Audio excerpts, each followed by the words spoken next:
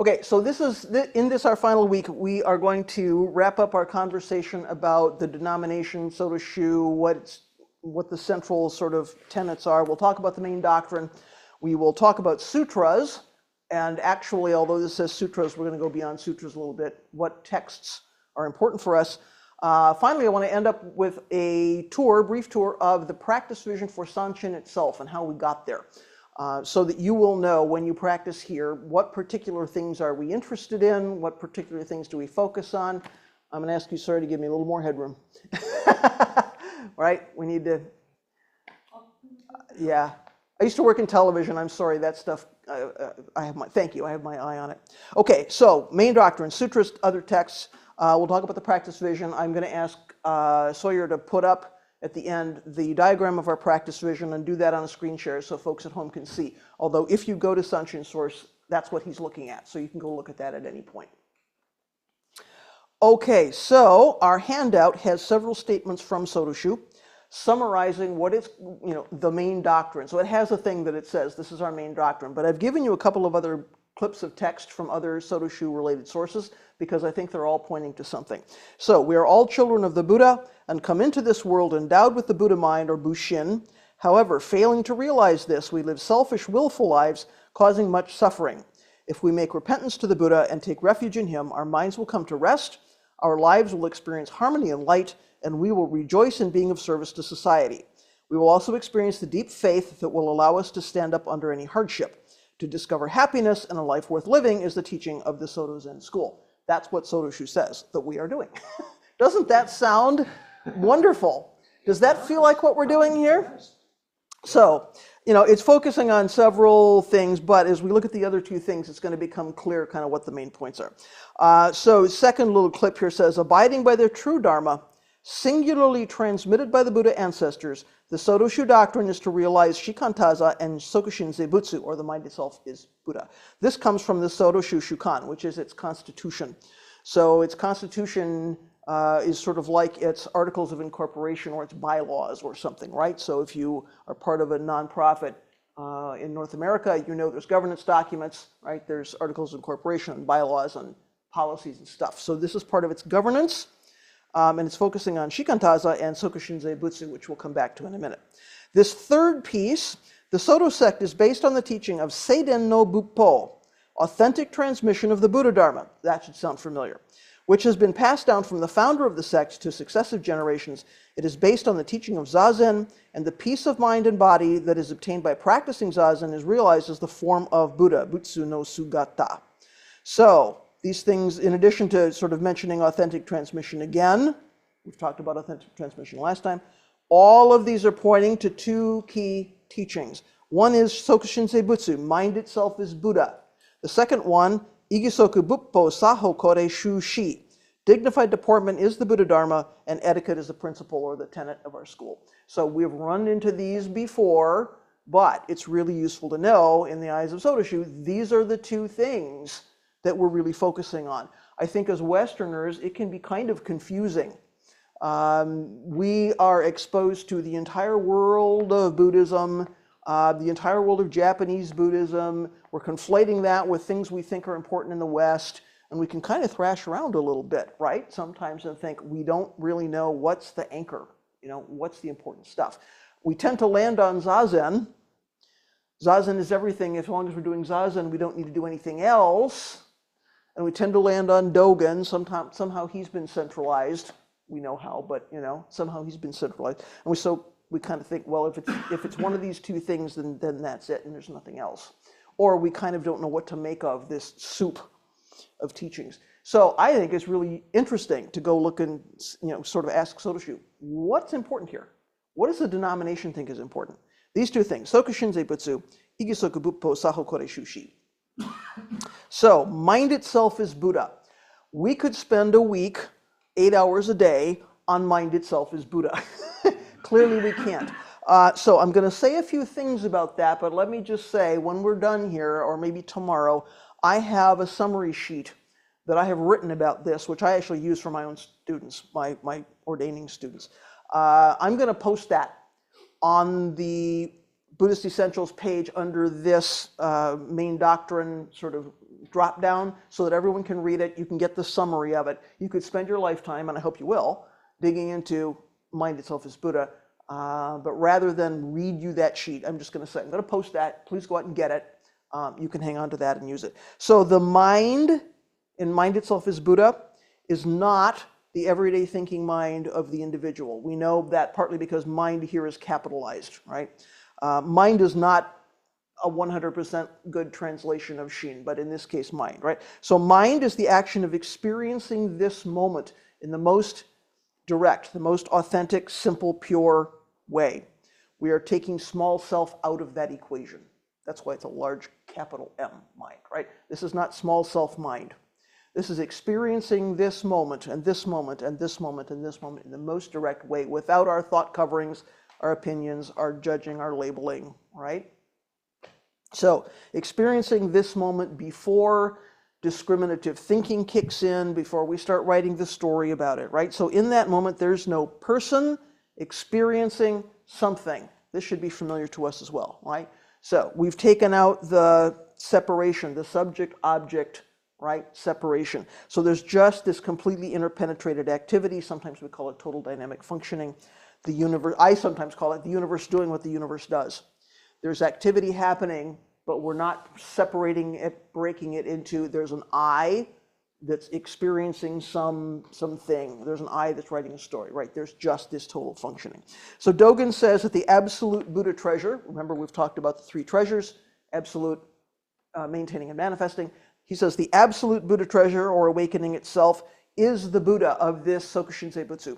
This is the Buddha we're talking about. So there can only be one boundless awakening, right, in the total functioning of the universe, rather than there's an individual state of some kind or an individual experience, peak experience or something like that, right? There is this total dynamic functioning, which is this boundless awakening. So because mind is just the functioning of the true reality of all beings. In other words, the universe doing what the universe does, right? It's just the true reality of all beings. If that's the case, then aspiration, practice, awakening, nirvana, if that's your stream, right, are not sequential things. This is not a linear path. I have bodhicitta, arouse bodhicitta, arouse some aspiration. I do some kind of practice. I have some experience called awakening, and then I leap off the wheel, right, and land in nirvana. According to Dogen, that is not a linear thing. Those things are all arising together. So this is the basis for Dogen's famous teaching that practice and awakening are not two. We can't actually separate practice and awakening because all of this functioning is happening together. So I think my experience of thinking about this or studying this, I think that it has more to do with changing our understanding of the nature of awakening than our changing our understanding of the nature of practice. When we sort of want to approach this practice and awakening or not too, it's not about changing what we think about practice, it's changing what we think about awakening, I think. We know what it is to carry out practice, right? We think we do. We come, we sit down, we do zazen, we do work practice, we study texts, we do some liturgy, some ritual, right? It never occurs to us, I think, that awakening is not something we go out and get. That when we come to practice, we feel like I'm going to be struck by lightning and achieve something, get something that I don't have now. Somehow this is something which is separate from me. We don't feel awakened in this moment. It feels like awakening is not here. Awakening is there, and I have to go there, or I have to reach something, right? We need to shift our thinking about awakening. So, when all we're feeling is our delusion and our suffering and our karmic stuff in this body, it can feel like we're distant somehow from awakening. And yet, the functioning of the universe, including this one, we can't ever leave ourselves out of that equation. The total functioning of the universe, including this one, in this moment is already Buddha. It's already awakening, right?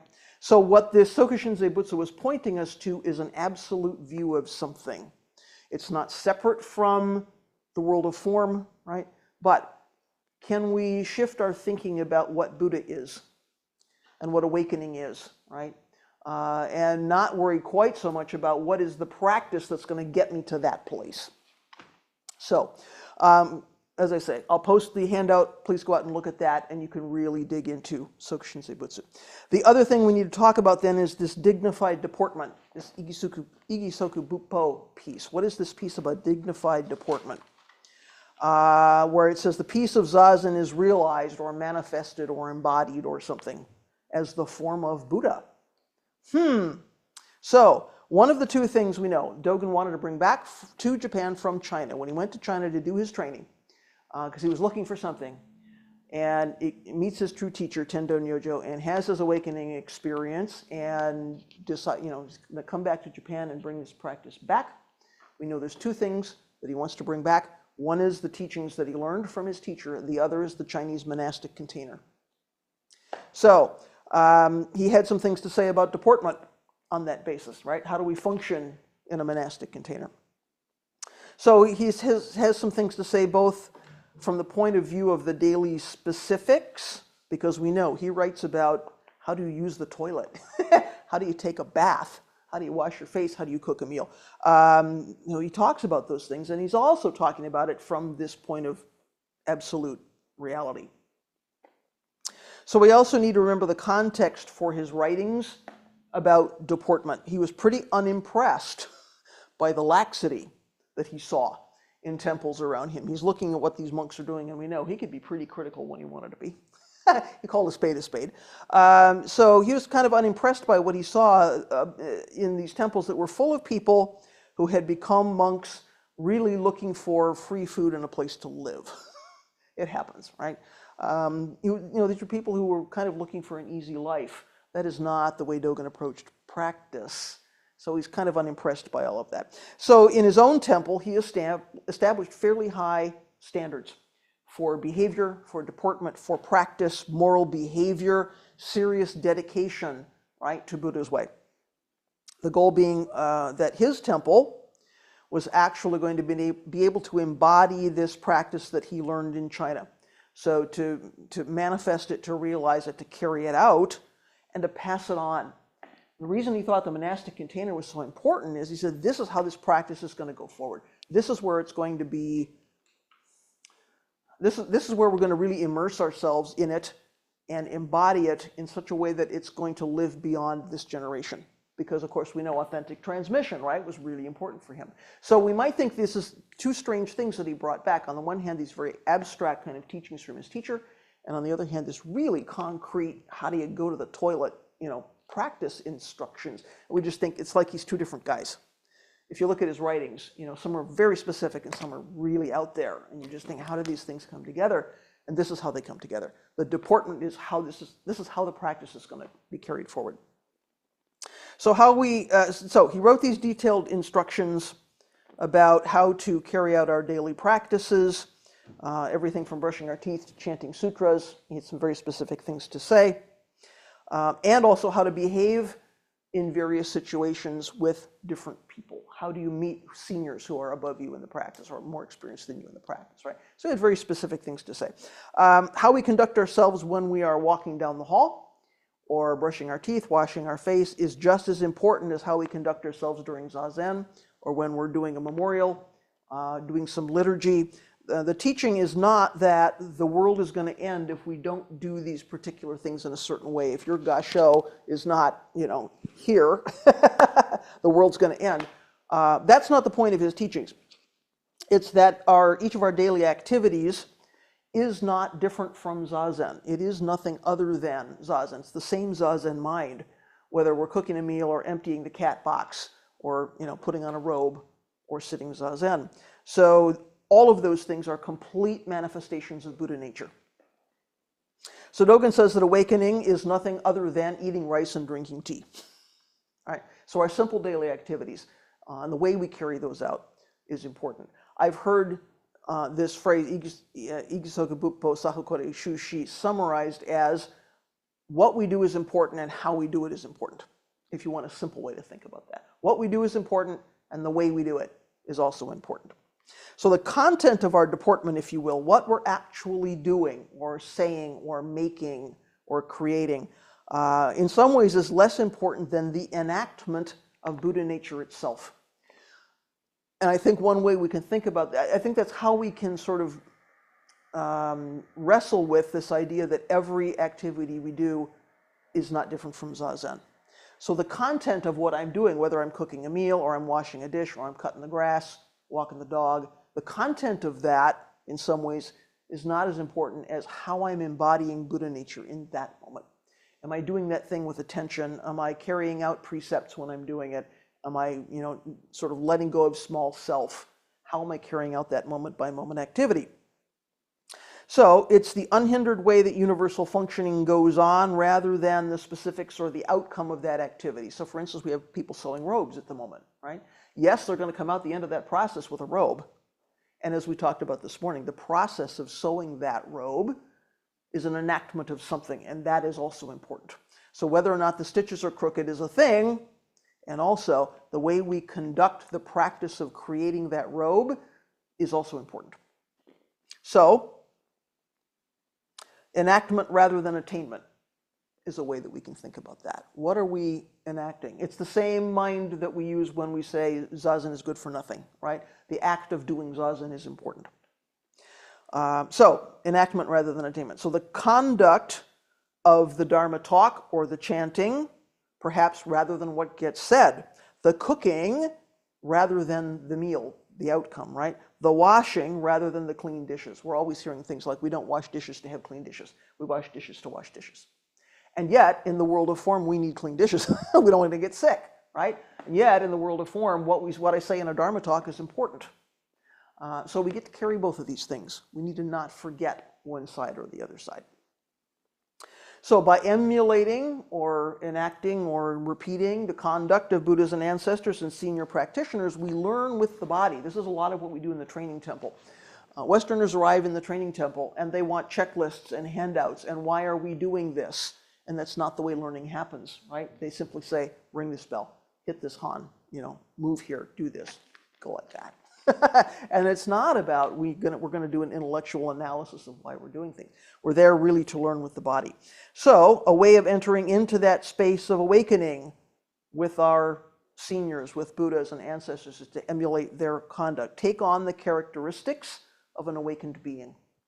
So we move like they do. We say what they said. We practice the way they practiced. We're enacting something. Even if we don't 100% totally get it. There's something about being on that, taking on that form, right? Which is important. So at first we might be intentionally copying people. You might look at what a senior does, what your teacher does, what a Buddha does, and we're sort of intentionally copying them and knowing I'm copying them. I'm not generating this myself. I'm simply copying what somebody else is doing. At some point, though, our deportment becomes an expression of our own awakening. If we do it enough, we get it into our bones and marrow, right? It becomes an expression of our own awakening. So behaving like Buddhas and ancestors means sitting, standing, walking, and lying down. These are the four sort of activities or actions of the body, right? Sitting, standing, walking, lying down. Are we doing that like Buddhas and ancestors? Right? It's an interesting practice. If we're doing that, we're acting skillfully, we're promoting wholesomeness, we're discouraging unwholesomeness. Sounds familiar, right? When we talked about the 3 pure precepts.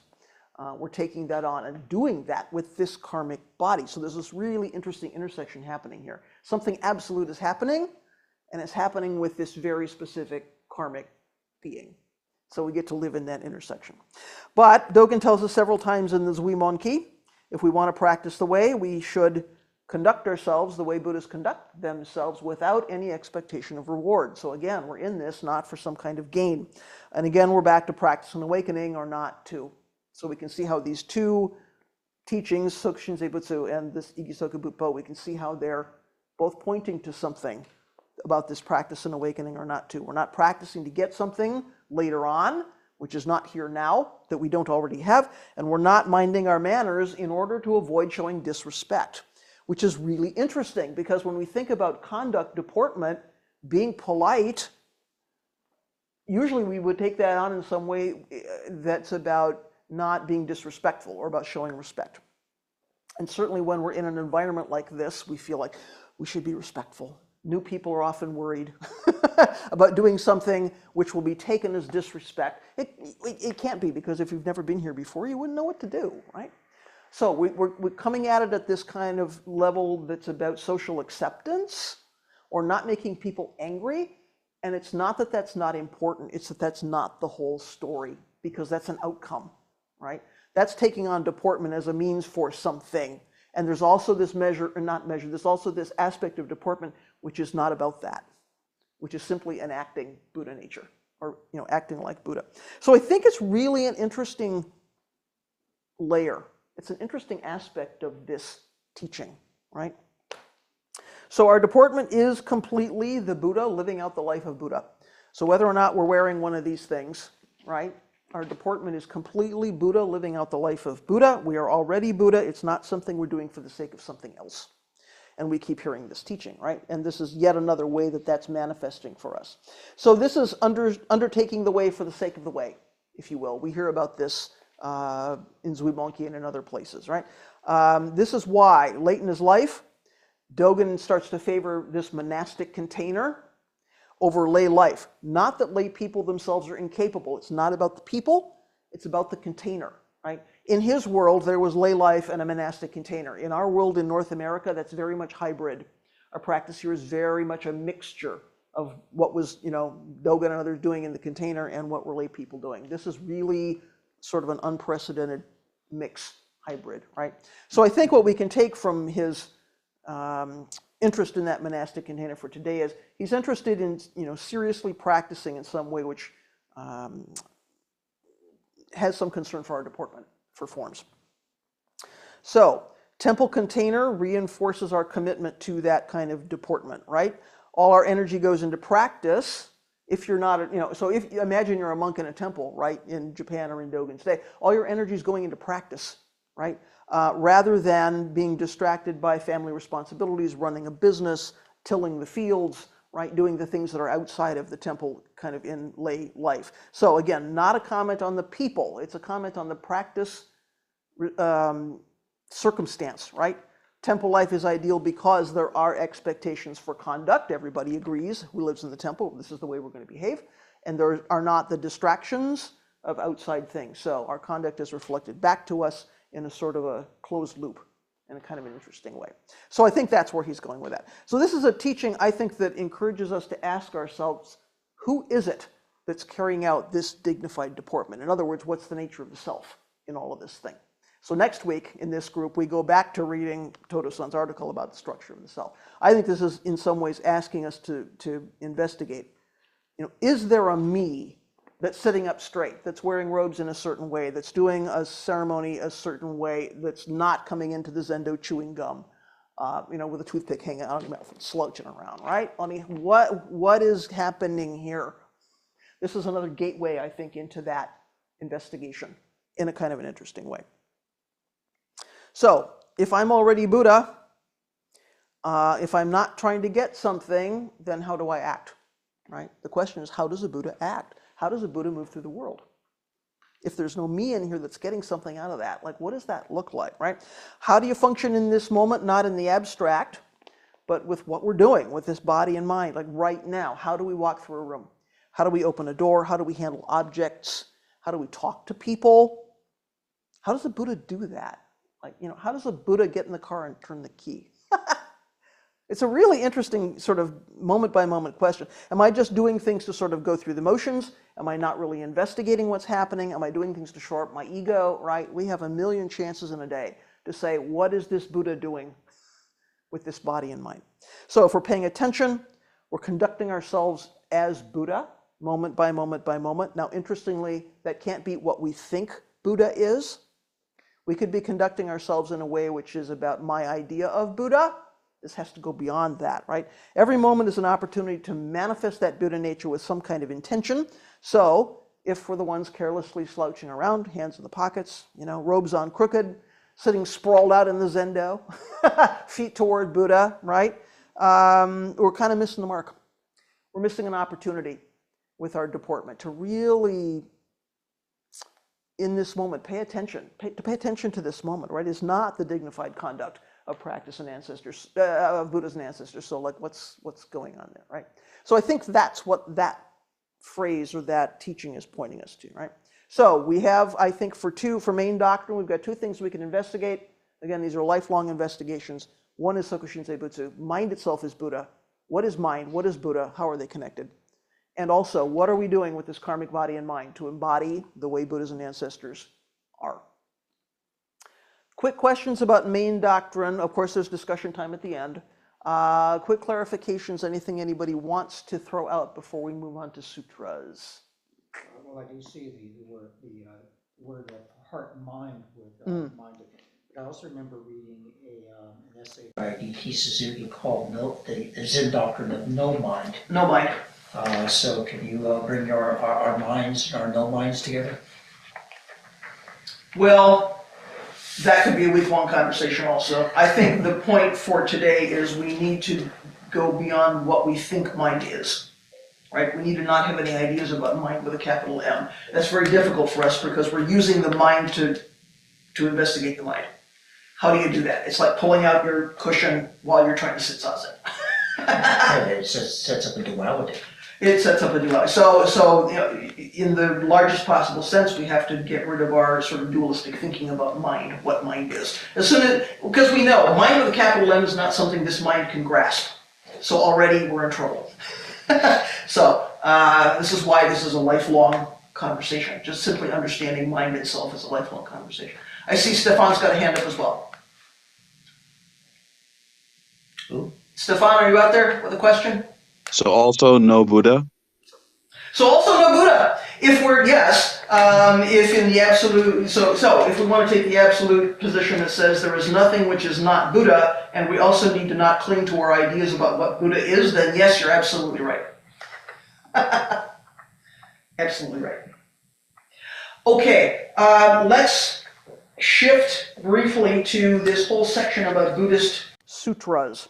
So you have some long lists in front of you. I put those in front of you simply so that you can investigate those texts if you want to. I am not going to read all these sutras to you. That would take the rest of your life. But Sotoshu identifies 4 important texts, which it's good to know what they would centralize. Some of them you may not be familiar with.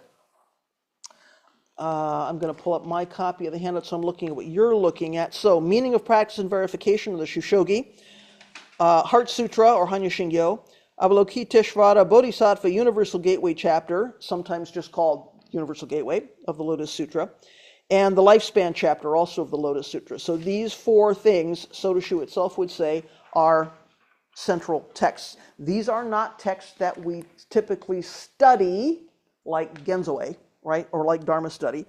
These are texts we chant. So other than the Heart Sutra, we don't chant those texts here. We certainly chant them in Japan. So the 2 from the Lotus Sutra are part of the regular standard morning service. We chant those things every day. Shushogi I only ever chanted for funerals. That's not why it was written. In a minute I'll say some things about Shushogi, right? That's not a well-known text in North America. So don't look at those 4 texts and think, oh my gosh, somehow I missed the boat and I've never done Dharma study on those texts. You probably won't, other than possibly Heart Sutra. Right? These are things we chant. So Hanya Shingyo, or Heart Sutra, you are probably familiar with. It's the distillation of a 600-volume Great Wisdom, or Prajnaparamita Sutra. It's distilled all of those 600 volumes down to just 262 kanji. So you could spend your life studying the Heart Sutra and sort of unpacking all of that. Heart Sutra is pretty much chanted everywhere by everyone. You might do it in the original Hanya Shingyo Japanese. You might do it in your native language, English or wherever you are. It's one of the first things I think that gets translated and probably memorized. So the theme of this Hanya Shingyo is emptiness, which is what? We've talked about emptiness several times. Somebody tell us what emptiness is, here or at home. At home, if it's you, just open your mic. Emptiness. What is emptiness? Really? Nothing fixed. Nothing exists. No. Nothing fixed. Nothing fixed. Thank you. Yes, nothing exists was the early mistake, right? So nothing has a fixed and permanent self-nature that persists through time. There's nothing we can grasp. Shunyata. Yeah. So thank you, Stefan. You are absolutely right. emptiness is critical for us, so we need to know what that is. So Hanya Shingyo is really pointing us to emptiness, because if you know anything about that text, it says things like no eyes, no ears, no nose, no tongue, no body, no mind, no sight, no sound, no smell, right? It just negates, negates, negates. All the sense gates, the Eightfold Path, everything Buddha says, it goes and negates it. And you just think, what's going on? And of course, what it's saying is don't cling to any of that stuff. Right? So, Heart Sutra. I want to say a couple things about the Shishogi. Folks don't often know what that is, the meaning of practice and verification. So it is really a series of extracts from the Shobo Genzo. It was compiled during the Meiji period, so it's relatively recent. This is not an ancient Chinese text or something like that. It was compiled in Japan.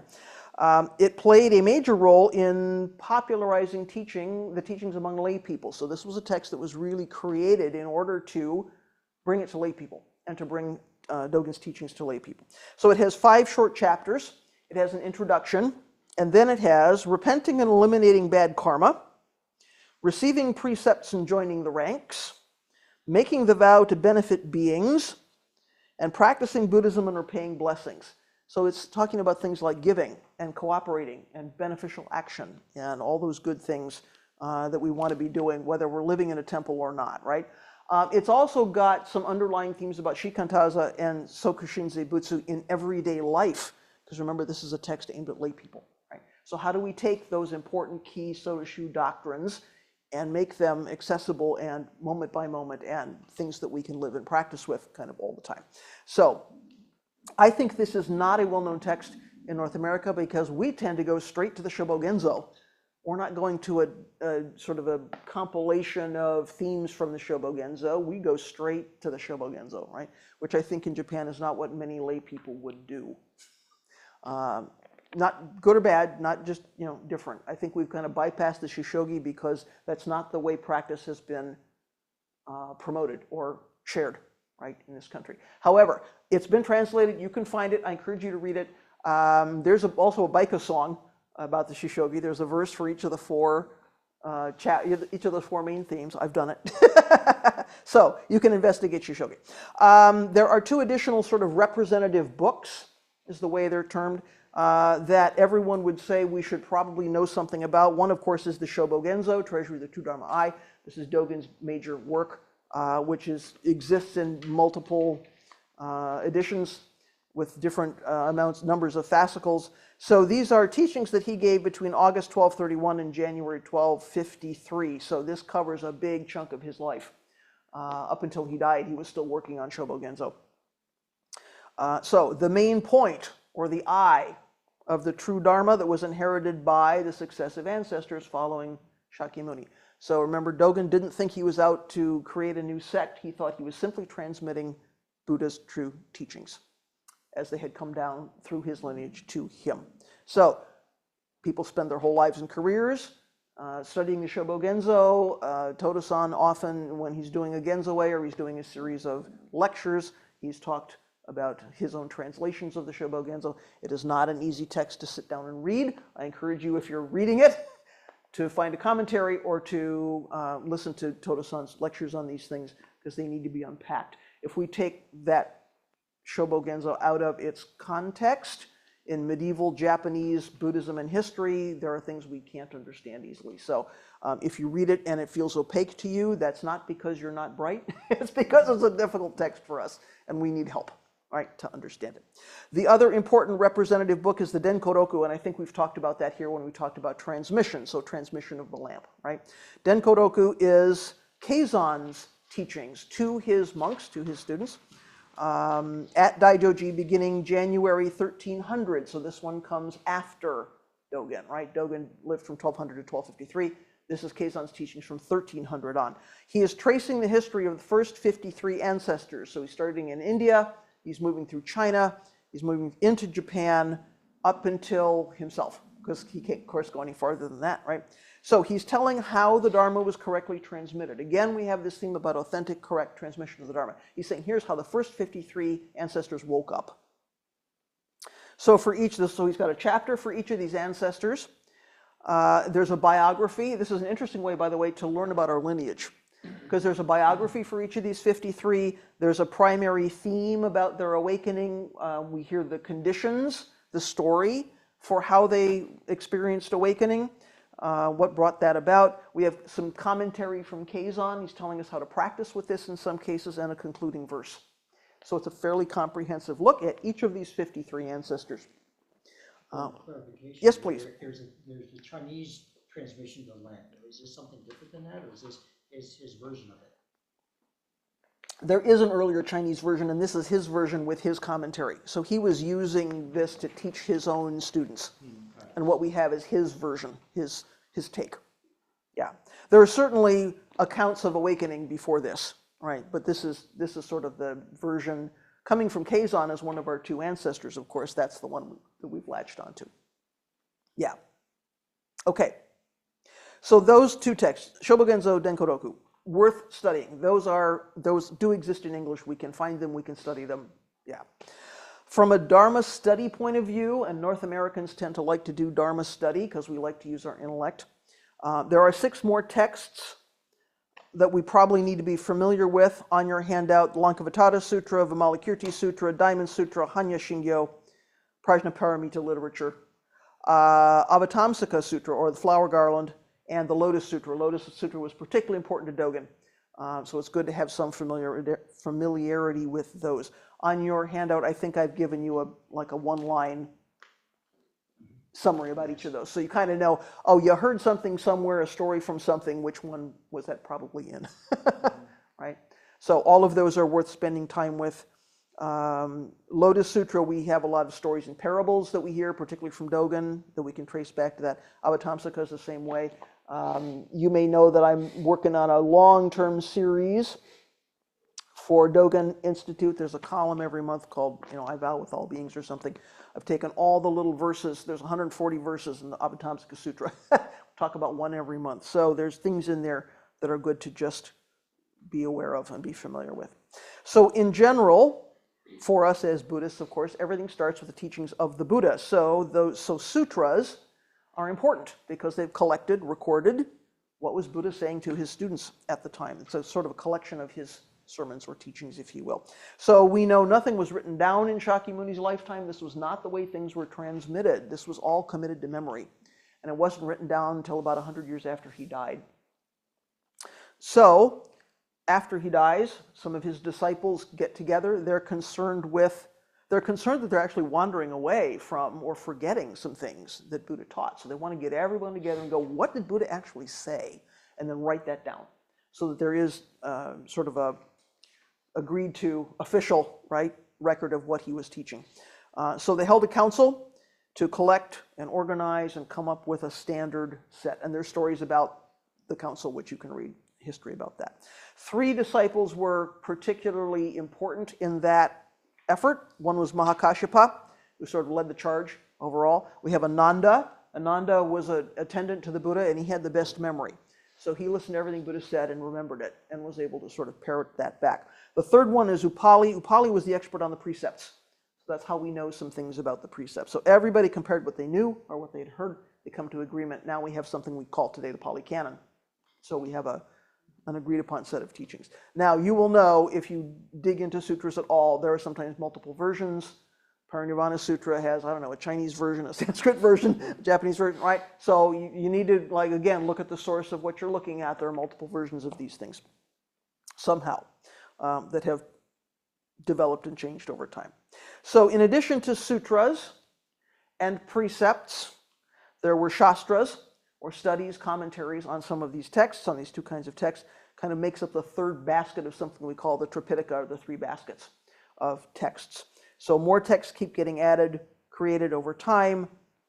Now we have this thing we call the Buddhist canon, right? So there isn't one book. Unlike Western religious traditions, we can't go to one book and go, here it is. There's a huge collection of texts over time. So as we will see shortly, Dharma study is one of the 4 main activities as part of our practice vision here at Sanshin. So probably you've encountered the argument that, well, Zen is beyond words and letters. Why do we have all of these texts? That can't be okay. Dharma study, that's useless. It's all about Zazen. It's all about practice with the body, right? So, is the Dharma beyond words and letters? Absolutely. Do we understand what that means and live from that place? Absolutely not. We need something that points us toward what Buddha's experience was and what we need to know. So we need to use words to go beyond words is one way to think of that, right? Provisionally, we need to use words, but we need to not cling to the texts. We need to be able to let go. So we know at Sanshin we have a long, proud history here of writing books, reading books, translating, because of who our founder is. So, that's good enough for me. I think it will always probably be Dharma study here. So it's useful, I think, to read writing by, or to hear talks by somebody who is a little, farther along the path than we are, to point us in the direction of something, to give us a chance to get into the experience or the mind place of somebody who has seen a little more than we've seen, right?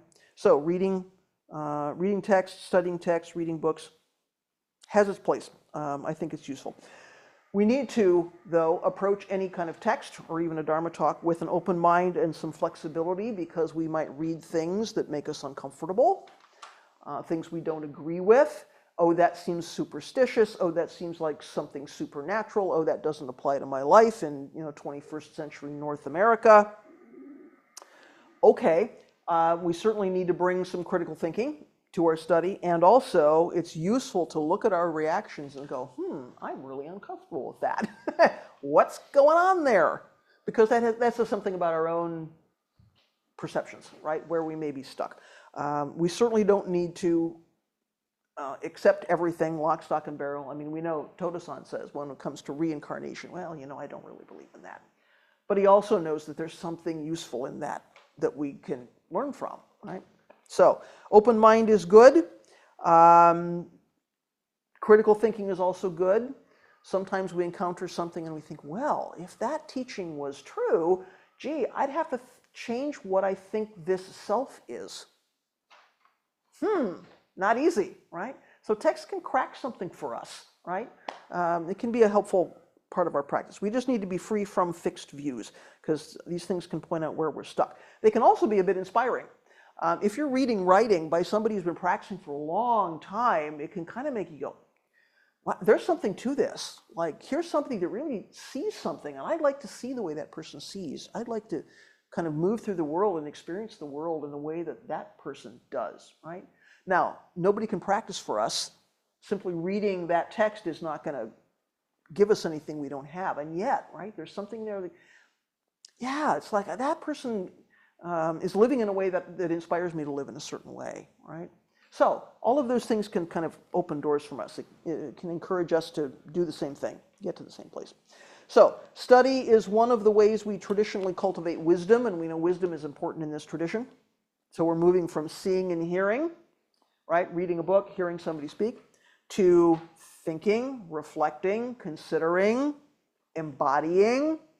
We can see some maturity of practice. Is it linear? No, and yet we can see some maturing of practice that can happen. So fortunately, here we have a lot of opportunities to engage in discussion, to read things together, to listen to Sotto-san, to listen to recordings. So, because we know pretty much impossible to read many of these things by ourselves and completely understand. Are there things quickly that people want to ask about sutras, texts, written stuff? I've given you a list. It's a lot. I know it's a lot. It's a lifelong study. And I'm not saying you couldn't or shouldn't read things that are not on this list. These are the things you're going to hear about in this tradition, referred to over and over and over and over again. Questions, comments, reflections? Here or away? Okay. I think. Stefan, please. Go. Stefan, did you have a question or comment? I guess I just wanted to say that sometimes the sutras or whatever, they seem completely opaque. And then it's like 6 months later, 1.5 years later, I'm just sitting somewhere doing nothing. And I'm like, oh, wait a minute. Just comes back. And I'm like, oh, yeah, now I get it. Completely for no reason. Didn't help me. Didn't do anything. But I get it. Yeah, so isn't it interesting? We read the Dharma, we take these things in, and this is why I'm saying we're moving from reading, from seeing and hearing through reflecting, considering, and then something, right? It's really interesting. And this sometimes is aided when we memorize things. So when I started practicing, I'm sure I've told this story before, and if so, I'm sorry. When I started practicing many years ago, I was in a place where we ended the day during Sesshin with chanting or reciting the Kanza Zengi. And we did this every night at the end of Sesshin, right? And then time would go by and we'd have another Sesshin. Over the time of doing that, I memorized it not because I was trying to, but because we did it every night. And then I realized one night I could put the book away and I could just say it. And once I could do that, I was chanting for meaning. And I went, oh, this is Dogen talking about his great doubt. It's like suddenly I was actually taking in what the content of that was because it was beyond the mechanics of just reading, right? So I think in a way it's similar to what happens to you, right? You take it in and it sort of gets into your body. And then later on, when you're not trying to unpack this thing, the words come back and you go, oh, that's what they meant. Oh, so there's something useful about spending enough time with these texts that we get beyond the mechanics. So we see this intersection with ritual and study, right?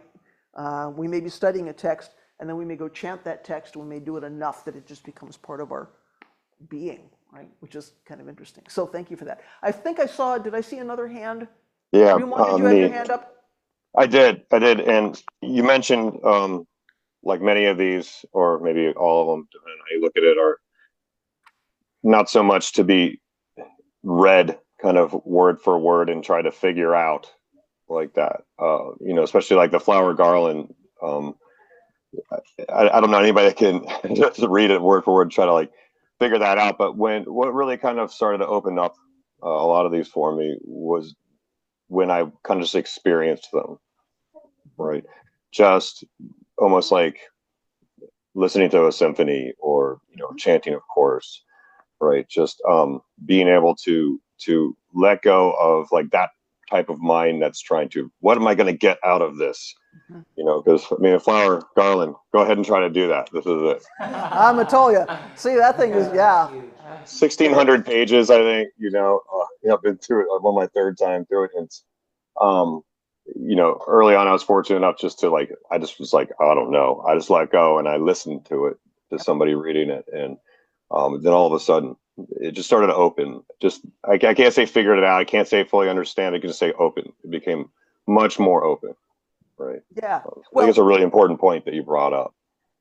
And for us as sort of modern North Americans, we sort of need both sides because, if we look at something like the Shobo Genzo or even the Kanza Zengi, really, there are things so somebody who was immersed in those times and that culture and that context could read that in a certain way and things would be obvious that are not obvious to us anymore. So in a way, we kind of need to unpack it to the point where we at least have some sense of that context, but then we have to let go of that and simply listen to it, chant it, read it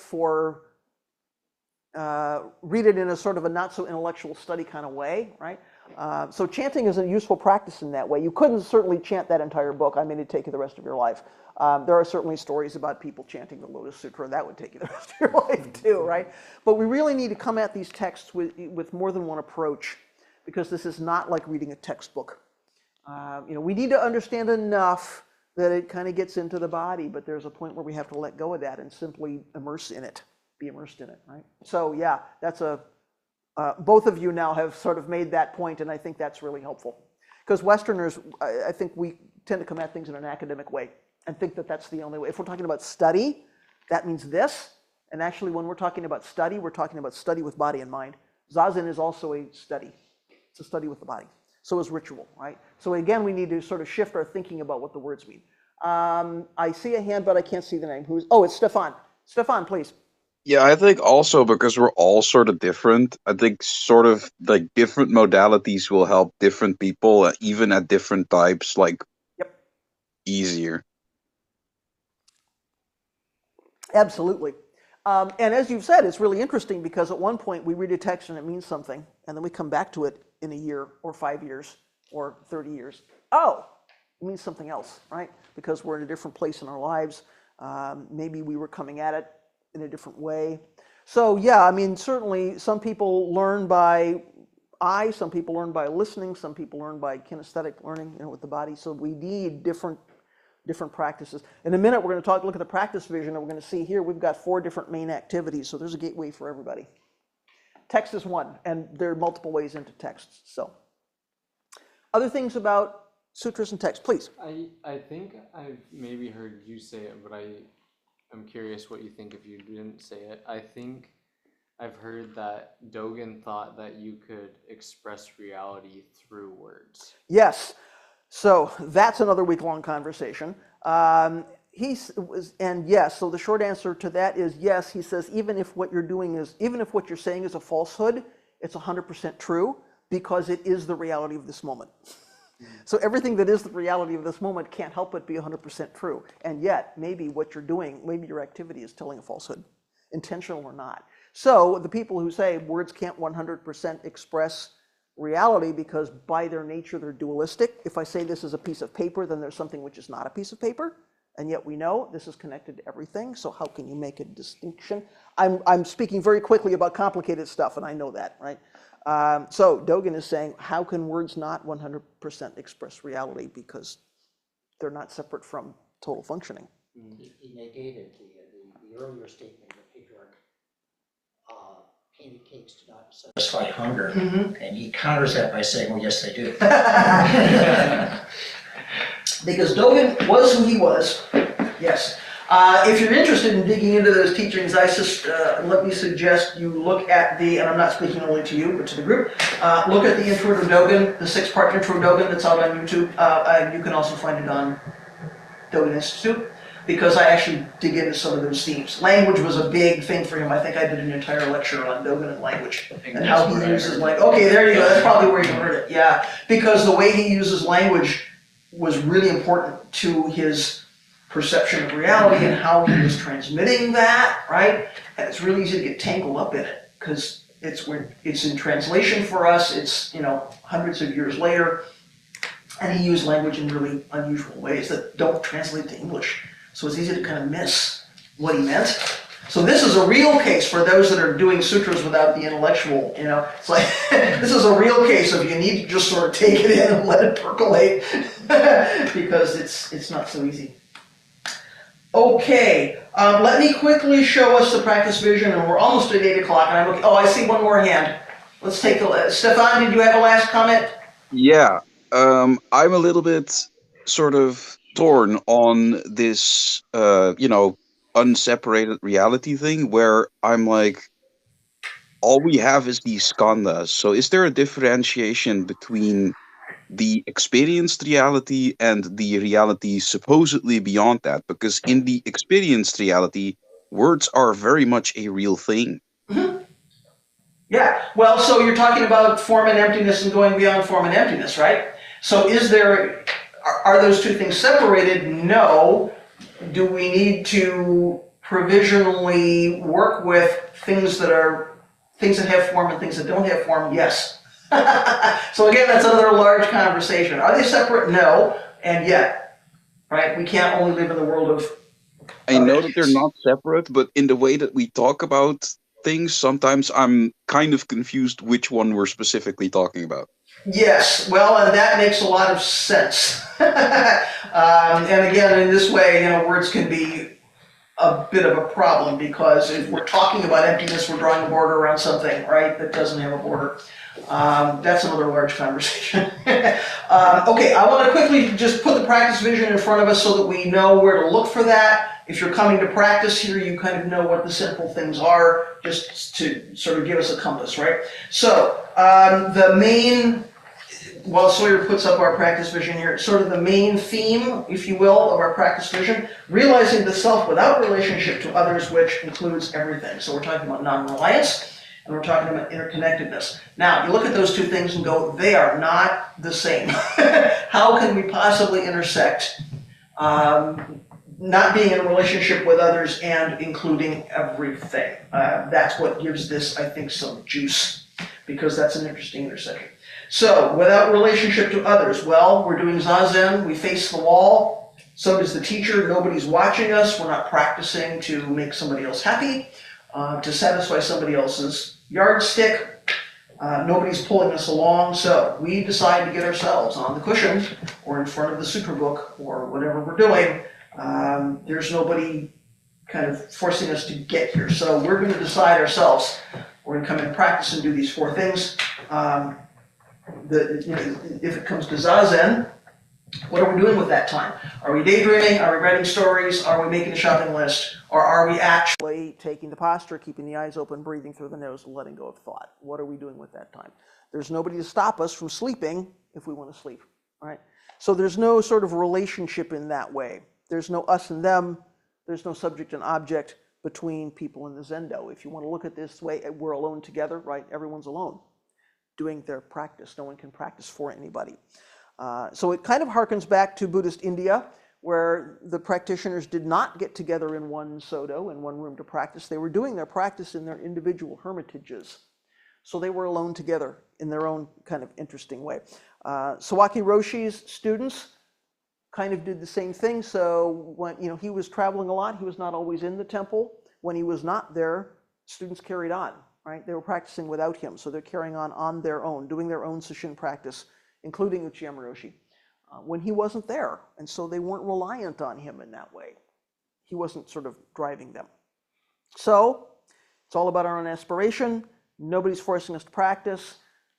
We make the time when this practice becomes important enough to us, we make the time to get into the Zendo or to get on the cushion. Sometimes people have been gone for a while, and then when they come back, they're very apologetic.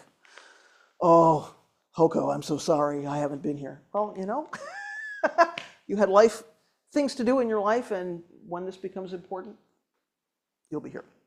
Okay, so that's the one piece. The other piece is, well, it includes everything. So, this self that includes everything. So, of course, this comes from Sawaki Roshi's understanding of Dogen's teachings about this universal functioning. Sometimes you call it Jiju Yutsamai. So this is where we get the teachings like Zazen is the self doing itself by itself. There's this universal thing. Or Uchiyama Roshi says your whole life is the self doing the self by itself. It's not just Zazen. It's everything we're doing. So in Zazen, there is no separation between self and others, or between subject and object. During Sesshin, one of the things we often hear and that we have to keep in mind is from the very first opening bell all the way to the last bell on the last day, this is one continuous period of Zazen. So although this may go for 7 days, we may sit for, and we're eating meals and we're using the bathroom and we're sleeping at night. And yet the way we approach that is there is only one period of Zazen from the very beginning to the very end. It includes everything. That means we can also see our whole lives that way. So we can, when we're done with Sesshin, we go back out into the world. We can still see our whole lives as one continuous period of practice or Zazen. So this self is the self in this kind of including everything is the one where we wake up from this daydream of I as a kind of separate being, disconnected from everything, right? And we see the larger picture. So from the point of view of the self that includes everything, there is no relationship with others because there are no separate beings with whom we can have a relationship. Everything is one piece. And if everything's one piece, then that self and other, that subject and object has to drop away. So we see this intersection here. It's not that we stop existing in this form as karmic beings with names and characteristics and likes and dislikes and all that stuff. It's not that we have to cut off relationships or contacts with our family or friends. This can sound kind of scary. If we arrive and we see, the first thing we see in the practice vision is, whoa, we can't have any relations with other people? It feels like a cult, man. Go in the Zendo and shut the door and it's like you gotta, no, we're not saying we can't have friends and family, and right? Not what this is about. Not that kind of, not that kind of thing. So if there's only this one unified reality, then there are not things that we can separate out and categorize and label, right, and judge. There's only this one piece. So if we look at the practice vision, and I did not put the whole diagram in your handout, I just sort of gave you the categories. We can see that we have an inside piece and an outside piece, right? So there's the inside, what I'm calling the inside the temple piece, which is about lineage and legacy and what did we inherit from our very particular 20th century ancestors. And we come down to 4 main activities. Zazen, everyone knows what Zazen is.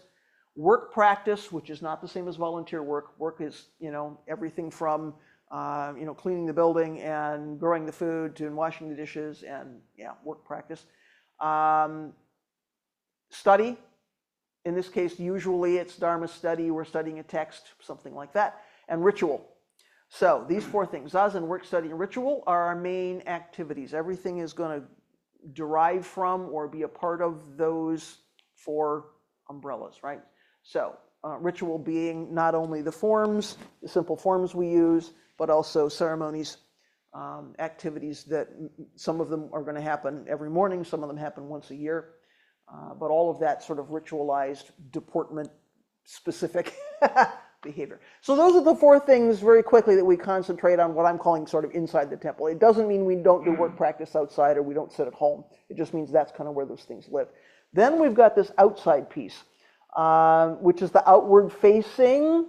And I have to say at this moment, the outward facing piece is not as highly developed as the internal piece, because this thing is always a work in progress.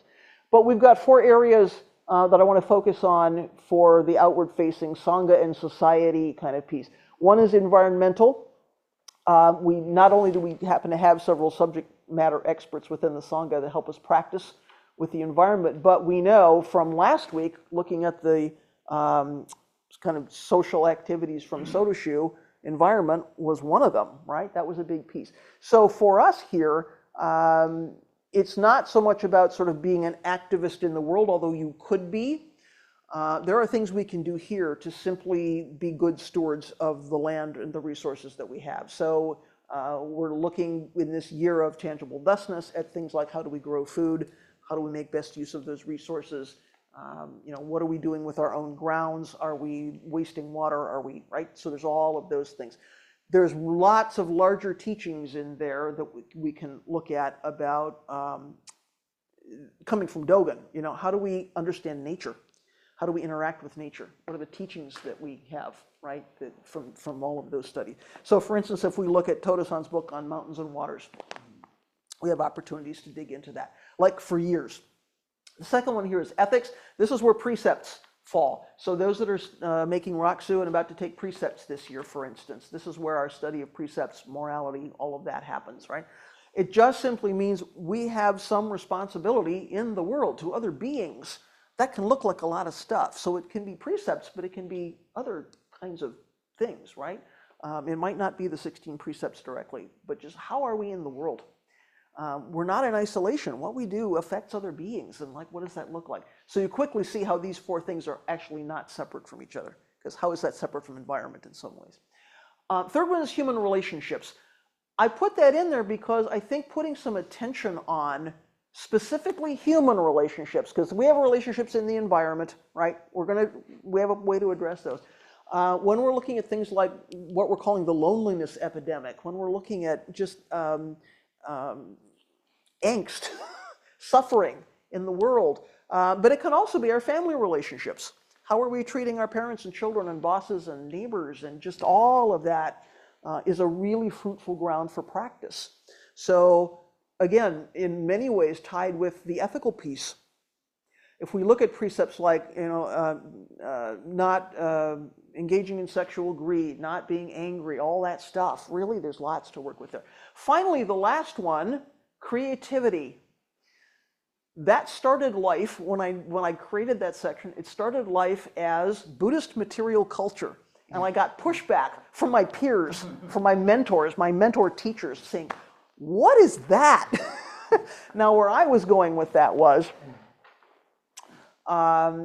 we have, artifacts. It's useful to know, why do our altars look like they look? And why do our robes look like they look? And there's also things like Baika singing and Buddhist poetry. And, Toto-san wrote a whole book about ryokan. And there's a place for that. So I haven't fully sort of explored that. There's a page for each of these things on Sanshin Source, but I think there's a ton of practice that can go there. And the trap with creativity is that we really want that to be an expression of ego.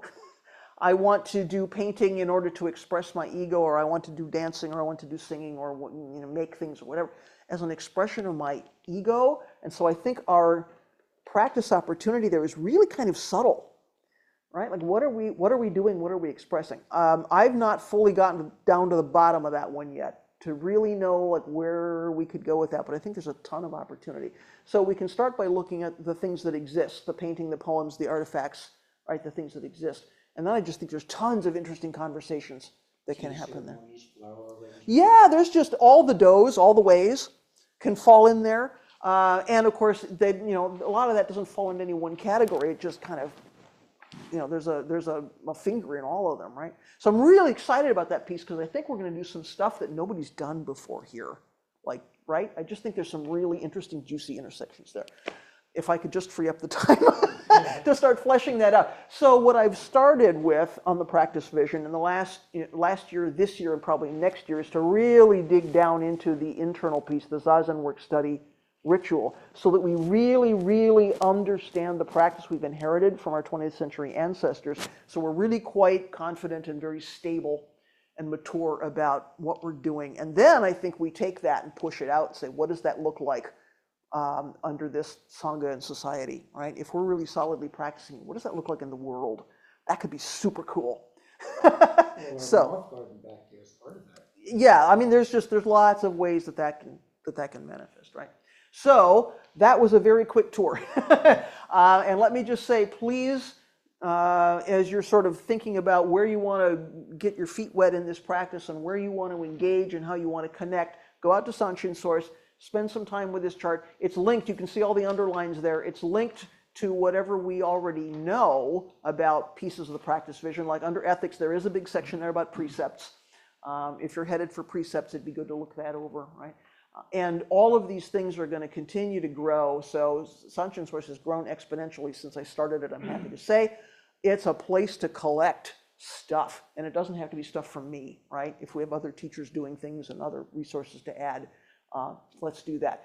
And let me just say, too, as a part of that Sanshin Source, the section in Source that's coming out of this 6-week discussion will live beyond this series. So Sawyer's got a page for Buddhist Essentials on the main site, which is about the logistics and that's where the handouts are and all of that. But thank you, you're going to show people Buddhist Essentials. This thing is going to live beyond because I really want to continue to collect resources and content. Some of what needs to go up there is questions that have come from these discussions that I've not yet had a chance to get resources together for. So that's all going to continue to grow. Please check back because the recordings from here are going to go up there, but also just as I create things, encounter things, that's all going to continue to grow. And I hope that this sort of becomes a backbone because we know these 18 things we've talked about over these 6 weeks are all the really important stuff like we at least need to know about. So this feels like it could form a really useful backbone to digging into important parts of our practice. So this thing will not go away. Please continue to engage with it. And as you do that, if you come across resources, you have questions, we're going to continue to grow that collection. Okay, that's way too much for me, and I'm sorry to run late. We had so much to talk about today.